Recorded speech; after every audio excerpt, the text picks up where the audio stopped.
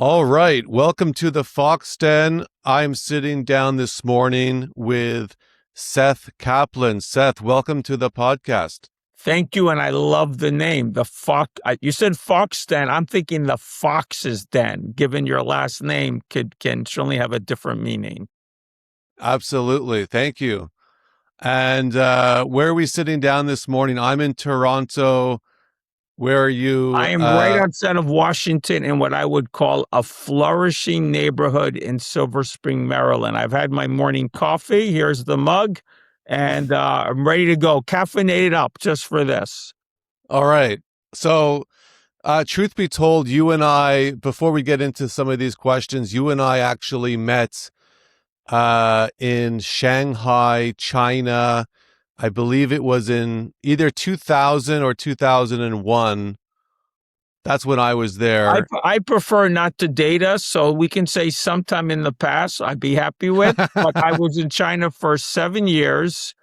I lived in Asia. I lived in Africa. And certainly, if you think of life as a journey with many stages, and I definitely believe that's true for many of us, one of my journeys was traveling a lot, and especially in Asia. And a lot of what I've done since, fragile states, fragile neighborhoods, you want flourishing states, flourishing neighborhoods, certainly is a very much a product of the journey of seeing lots of other places and understanding what we were good at and what we're not so good at. And one thing we're not very good at is community. That is for sure.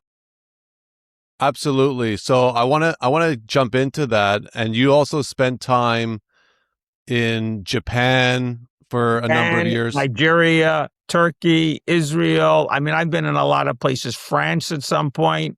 I really had a wandering stage. Then I had a sort of like a business in Asia stage. Then I had a fragile states. I've been in 75 countries, 35 I've worked on.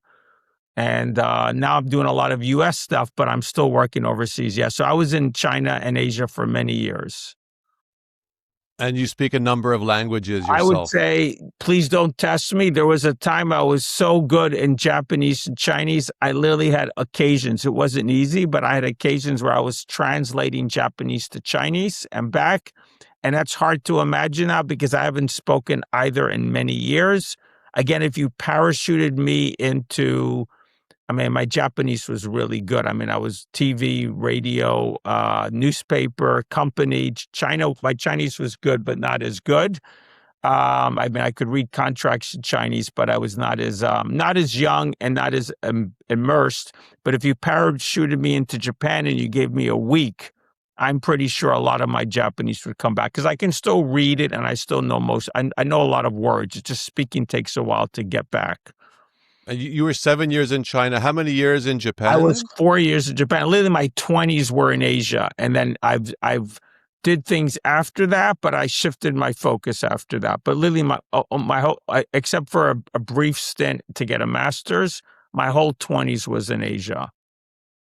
Okay, so I want to jump into what you do today. I understand you talk about flourishing states, flourishing neighborhoods. There's a lot of posts on LinkedIn about this as well that you're putting out. And Substack now. Do welcome everyone to Flourishing Neighborhood Substack, please. 100%. I'll link it all in the comments. But just explain to the viewers what it is. Like, what does it mean, flourishing neighborhoods? Does it mean just a neighborhood where all the neighbors know each other, talk to each other, have street parties together, dinners, barbecues? It's safe. And why don't we have that today? What's stopping us from having that? On the surface, flourishing looks a little bit like what you described. I think it's more than that. And again, I don't want to ever say economics doesn't matter because certainly if you live in a neighborhood with dilapidated housing and you're disconnected from opportunity and people are hungry, that is definitely not flourishing. So there's a material as well as relational. I tend to lean on the relational because when we know each other, we collaborate with each other, when we build institutions, together for our places. We're typically much better able to deal with challenges. That's challenges of individuals, that's challenges of people, groups of people, that's challenges of place. And all of that is true whether you're a big place or a small place. But in the US context, we have so many dynamic, exciting, wonderful, big institutions and big companies, big nonprofits, big foundations, big government. What we've lacked today, in which we used to have, is those small institutions and those local relationships. And that, to me, is upstream from many of our problems. So a flourishing neighborhood is not only a place in which you have what you've described, but it has networks. It has what I would call mutually enhancing relationships. So it's those invisible things. You need help with your carpool. You want to go and talk to someone about something that's on your mind. There's events for people of all ages. In my neighborhood, we have stuff for older people. We have stuff for my daughter who's basically been in middle school. So there literally been some programs maybe every few weeks at one of the institutions for like 7th, 8th, and 9th graders. And so you got stuff for young kids, and you got parents are not on an island. Parents are connected to each other, and families are connected to each other, so they're all helping with each other. And meanwhile, you have those institutions. My neighborhood has several dozen institutions that are related to the place.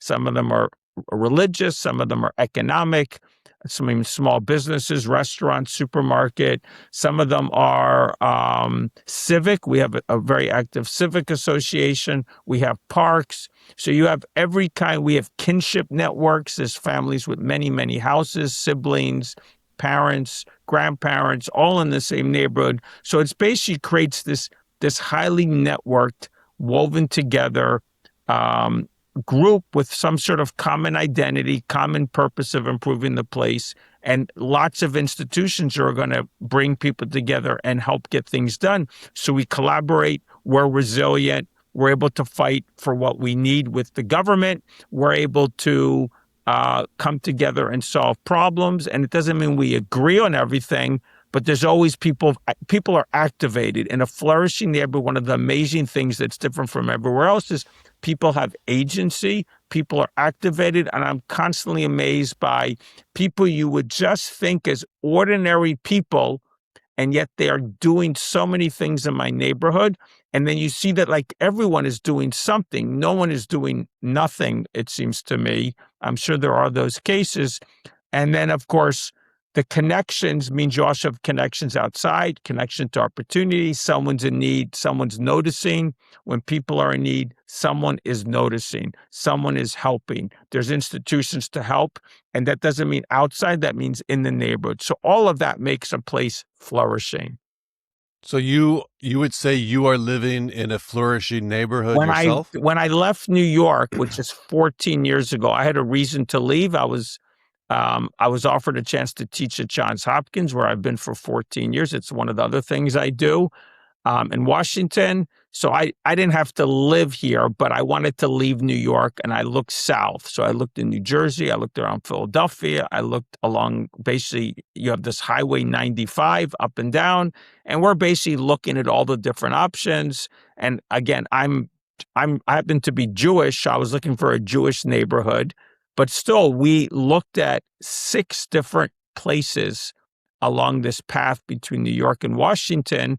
And we didn't actually mean to move this close to Washington, but we had a neighbor back in Brooklyn, New York, who said, you ought to try this place. And we came, we tested it, we visited, not only just visited, we slept in the neighborhood twice so we could get a real feel for this place. We got into, again, it's very welcoming. We got invitations to meals, to people, to visit people, to just talk to people. And the culture of the place is what attracted me. So we're not here by accident. We're here at the end product of a search.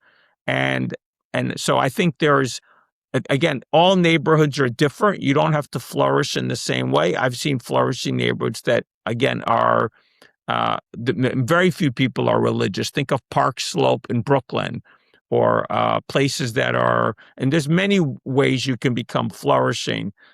Chevy Chase or parts of downtown Washington are certain flourishing, like maybe Adams Morgan might fit the bill to some extent. But the What? key Yeah, point here yeah. is we're not here by accident. I sought this place out and I love the place, and it has a wide reputation for flourishing. People What's that the were, name? What's it's the name called of the Kemp place? Mill. The place is called Kemp Mill. There was a mill. There was a mill by Mr. Kemp that's somewhere in the woods today, like 100 and so years ago, and the name stuck. Is it Kemp, Kemp? Kemp Yeah. Mill. And every time I wrote a book, I wrote the last book, I talk about it. Next book, I'll talk about it. And it's just like, I focus on neighborhoods because I believe if you don't get the roots of society right, you have a lot of problems. And that some of our big problems, mistrust, polarization, I would say inequality, and so on and so forth, high levels of death of drugs and gambling and all that stuff. I would say all of that for me is downstream from places not working and people being isolated and disconnected. Having said that, myself personally, without even thinking my personal journey connected to my professional interest and then writing, I never saw the two as being connected. But sure enough, I'm making the same choices that I'm talking about in the book. And when I wrote the book, the publisher says, you better write about yourself. And I didn't even think of the connection. And lo and behold, I added material so the connection was more obvious. But again, I've been on this journey for, say, 20 years. And then I've been on this professional journey about neighborhoods for about 10 years when I started working on the U.S. So you're walking the walk, just not I'm talking the walking talk. the walk, and I didn't even think about it. I didn't think I didn't grow up religious. I became religious, if you want to be a little more personal. And the biggest thing wasn't that I woke up one day and I became a believer. It's I woke up one day and said, I need community. And I looked for community, and I tried different ways to get it. And I eventually thought the best way to get it was in a more religious, an open-minded, cosmopolitan, but yet deeply religious environment. And there's just like a sweet spot I sought out, the same way I sought out the sweet spot of the neighborhood. Is it possible to live in a flourishing community and not have a religious aspect to it? I mean, for sure, I've seen four ways you can get to flourishing.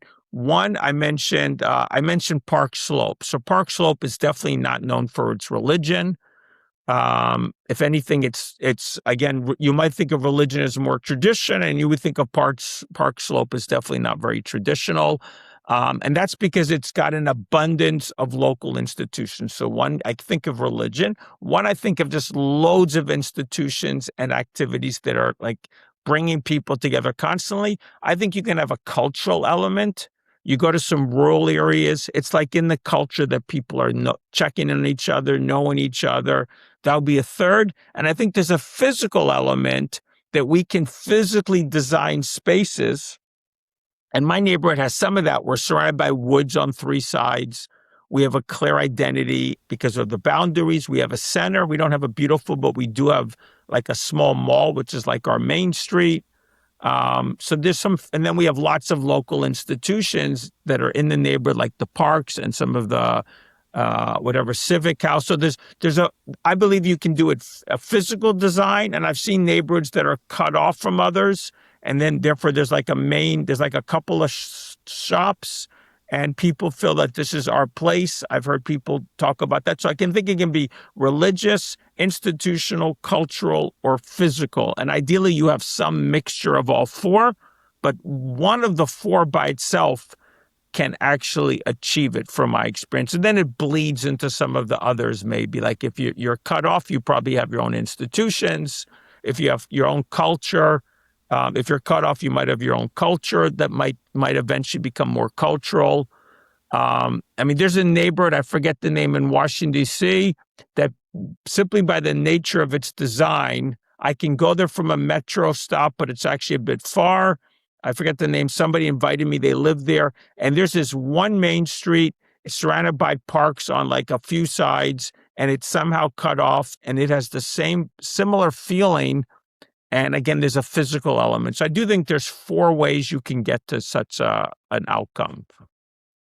And what percentage of the U.S., maybe this is tricky to get the numbers, I but mean, I what have a percentage guess. I can give you a guess really easily. So I've thought of about our this. flourishing communities? What Again, percentage? I think if you went back historically, I mean, we had segregation, but Black neighborhoods could be flourishing even if they were discriminated against, because internally they were highly dynamic places, and you hear about them if you look at history, and you can see them.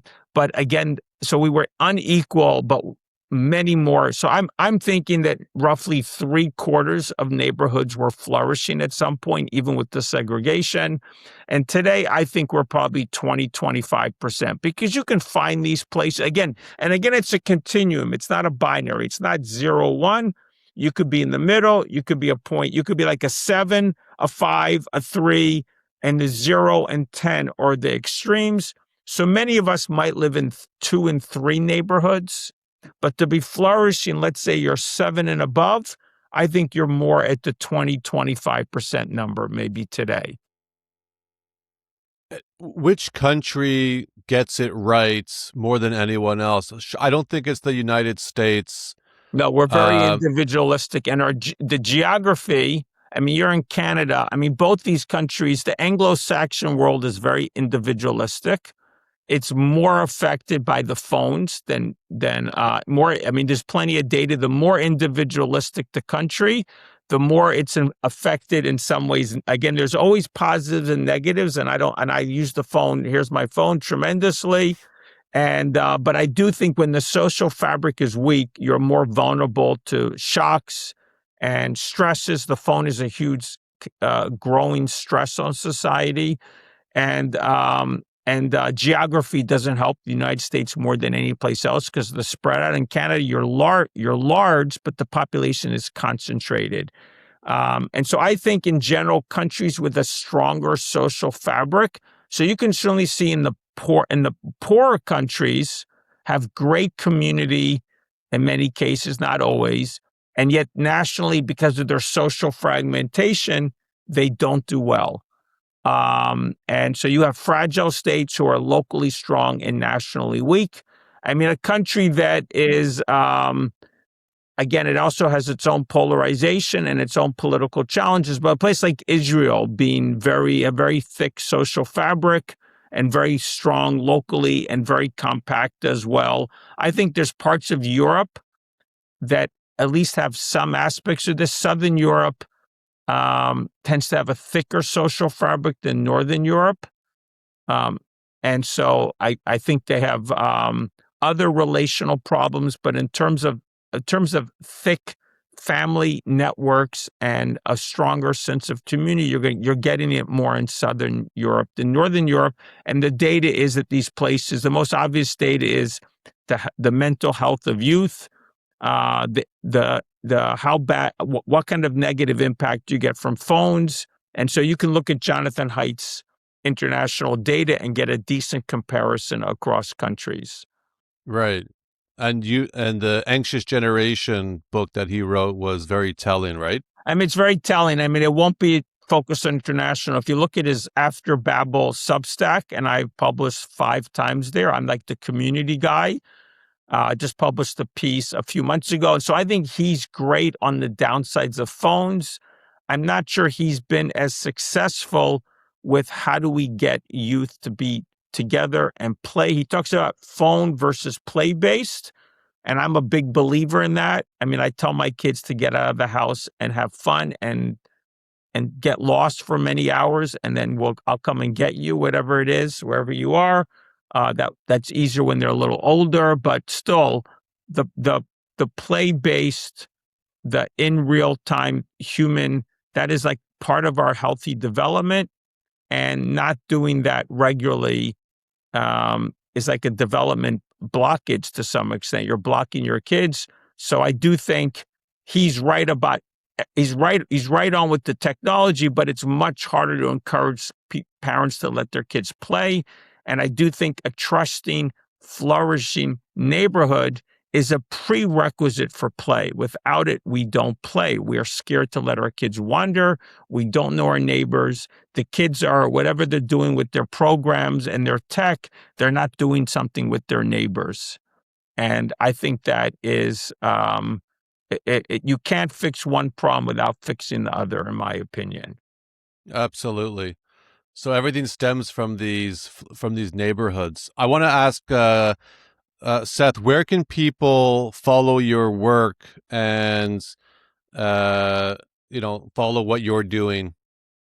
Well, thank you so much, Nathan. So the simplest thing is to find me on LinkedIn.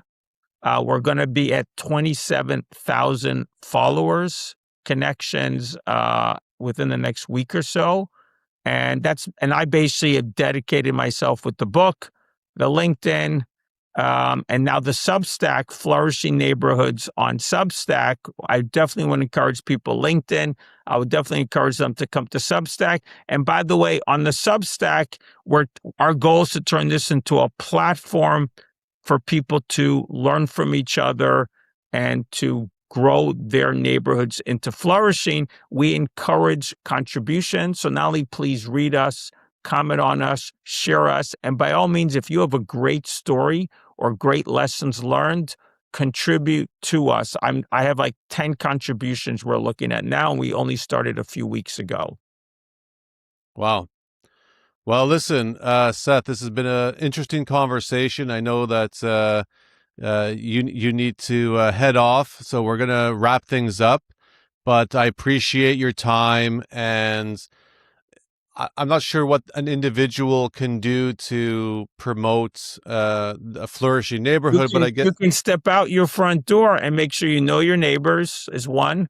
Two, you can right. look for a few people in your neighborhood. Can you organize something together? I mean, a potluck. Just start it with a potluck. Start with a block party. Start with something in front of your house. And the third thing is, if there's some local institutions, whatever they may be, can you connect with them, get them to be a little more focused on place, do something with them and maybe some other people. Those are the three things. Talk to your neighbors, organize something with others, and three would be work or get attached to some institution, make them more or work with them to make the neighborhood better. Those are the three things really easily that anyone can do.